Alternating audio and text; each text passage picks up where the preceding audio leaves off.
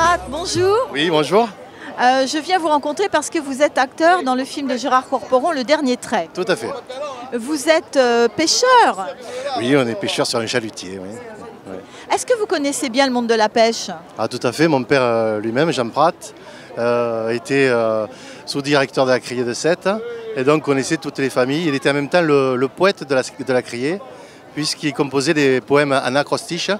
Il partait du nom et du prénom du bateau et il faisait des poèmes à tous les bateaux. Là, vous avez dû avoir de l'émotion, alors, parce que la Saint-Pierre, vous connaissez bien. Énorme émotion, on l'a senti il y a des années plus, des années moins. Cette année, ça a été plus. C'est vrai que l'émotion est montée, surtout au jet de quand on a jeté l'ancre.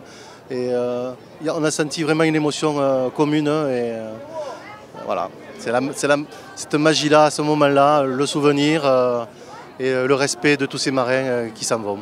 Oui, parce que c'est un métier très difficile, le métier de pêcheur, sur les chalutiers notamment.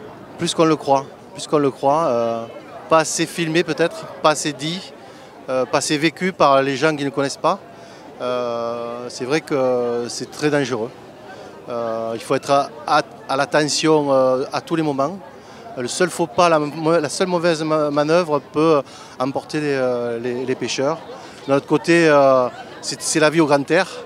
C'est la vie avec la mer, avec le merveilleux soleil qu'on a ici dans le sud. Et c'est quand même exceptionnel de pouvoir vivre cette vie-là de pêcheur.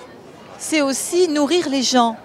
Nourrir les gens les familles qui attendent le départ et puis le retour avec ce poisson tant attendu qui nourrit tant de familles. Ouais. Alors, on sait que sur Sète, il y a très peu de chalutiers qui restent et on ne sait même pas ce que ça va devenir. Pensez-vous que le film de Gérard Corporon pourrait donner l'occasion aux gens de réfléchir et ceci créer donc des débats? Et oui, on ne se rend pas compte de la fragilité de tous ces événements actuels où là, il y a une réduction voulue sur tous les bateaux de la Méditerranée, les chalutiers, et qui est inexorable, on va dire. Là, à 7, il en reste 12 ou 13, donc sur une cinquantaine. C'est un déchirement, à la fois le mot déchirement, puisqu'on dit quand on détruit un bateau, on le déchire, c'est aussi un déchirement du cœur de beaucoup de gens à 7, malheureusement. Merci. Merci.